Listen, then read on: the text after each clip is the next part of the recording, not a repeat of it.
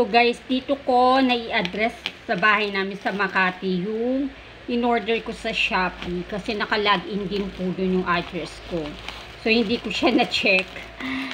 Kaya dito bumagsak yung ating parcel. Dito na lang natin siya i-unbox. Actually, bumili ako uli nito. Meron na ako nito guys. Nag-add lang ako ng dalawa kasi nagustuhan ko kasi siya.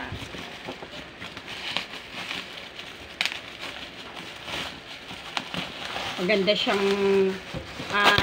storage ng mga kung ano-ano.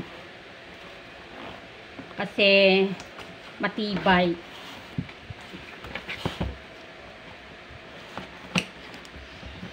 Ayan. So, dalawa to guys. Maganda siya. 70 plus lang ang isa. Acrylic pa. So, matitibay talaga na klase ng mga plastic. Ayan. Nasira ko yung box. Grabe kasing pagpapackage nila, oh. So, ito na siya, guys. Ayan. Naka-bubble wrap yung ating parcel. Yan. Nag-add ako nito, guys, para sa juice namin na nasa sachet. Tapos yung mga Energen. Ayan. Tapos yung ito namang isa, lagayan ko ng mga sauces like yung tomato paste, mga oyster sauce, ganyan. Mga nasa sachet din. Magic sarap. Kasi mas malinis siyang tingnan. Mga kung ano-anong anik-anik naman ito sa kusina, guys. Yun lang naman yung hilig kong bilhin. Yung para sa kusina. Yun lang kasi talaga na maging organized siya talaga maayos. Ayan.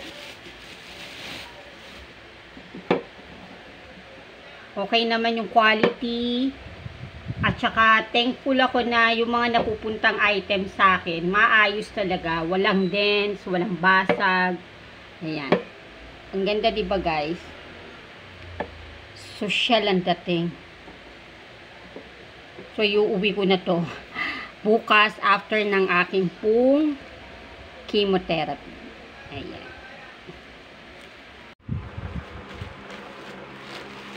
Hi guys! Ayan. Unboxing tayo ulit. So, ito, kasabay ito nung parcel ko na dumating sa Makati. Nagkaiba lang talaga yung address na nailagay ko. Pero sabay lang din sila halos dumating. So, gamit din ko guys sa kusina. Pilit ko kasi talagang inaayos yung kusina namin. Mas gusto ko yung lumuwag na lumuwag pa siya ng gusto. Malaking tulong yung mga organizer para mas ma-maximize mo yung space. Mas malaki yung galawan mo kapag nagluluto ka. So, ito guys, ano to rotating organizer to. Ayan. Ganda, oh. Acrylic din siya. Bakit puro acrylic yung binibili ko? Kasi yan yung klase ng mga plastic na matitibay talaga. Hindi mo siya basta-basta masisira. Kahit expose mo siya sa initan malapit, di siya nasisira talaga. So far, okay naman kung unang layer. Ito yung nasa ilalim. Ito yung mga paa. Ito naman yung nasa ibabaw. Thankful ako guys kasi yung mga nakukuha akong parcel, mga nakukuha akong item, magaganda. Walang mga dents, walang mga problema. Sa iba kasi, mga nakikita ko sa review, may basag, ganyan. So ito, thankfully wala naman. So saan natin siya ikakabit dito?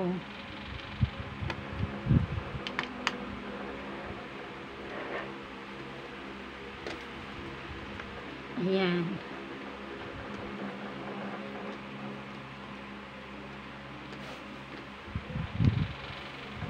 Sana makapit. Parang hindi makapit. Kaya ang iikot ng gusto, guys. Para mahigpit siya.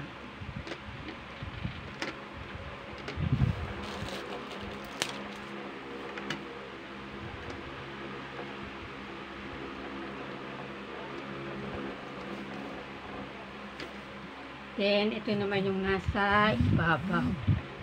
Kapit natin.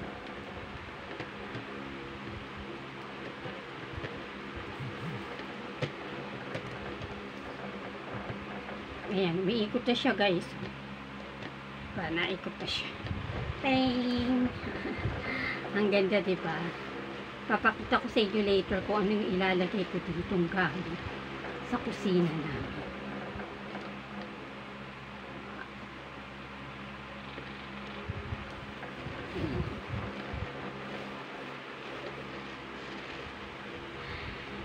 Meron pa tayong ebidensya ng ating pong chemotherapy.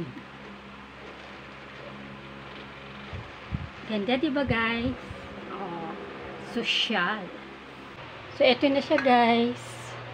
So, ayan yung mga spices na pinili ko. Meron ditong bagoong, Himalayan salt, tsaka, ano pa pa? Yung dahon ng laurel. Tapos mga chicken bouillon, beef, and pork. Tapos mantika.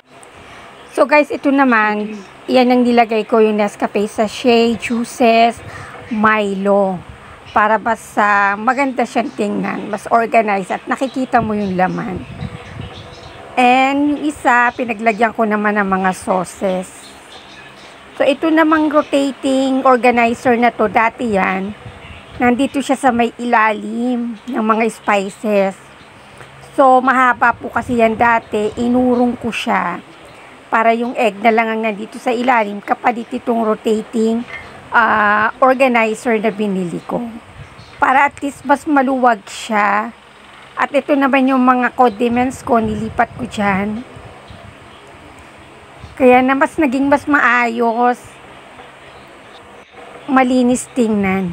So, ito naman yung aking parang mini pantry. Diyan ko na lang nilagay yung mga extra na mga stocks natin. So far, ito po yung itsura ng aking po kitchen. Ayan. So, lumuluwag na siya dahil sa mga organizer na binibili ko. So, ayoko kasi talaga yung crowded. Yung aking kitchen tops. Kung maluwag yung galawan ko kapag nagluluto. Ayan. So, mas maayos na siyang tingnan, mas malinis. Mas nakikita mo yung kalat.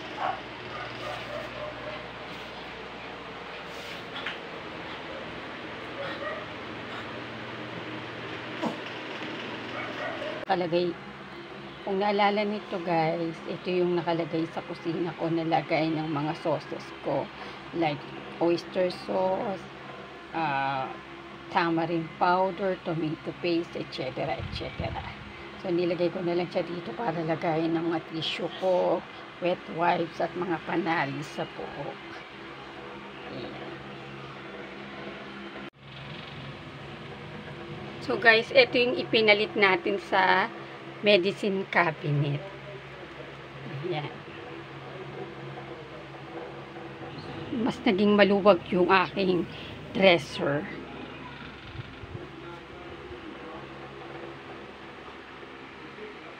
Seconds later. So guys, ito na yung ating medicine cabinet. Ayan. So lahat ng mga gamot namin na hindi na kailangan naman sa fridge ilagay. Nandyan lahat. So may salamin yan. Ito yung mga gamot ko na iniinom. At ito yung para sa chemotherapy ko. Ayan. Mas maayos siya, mas madali siyang makita kasi sama-sama.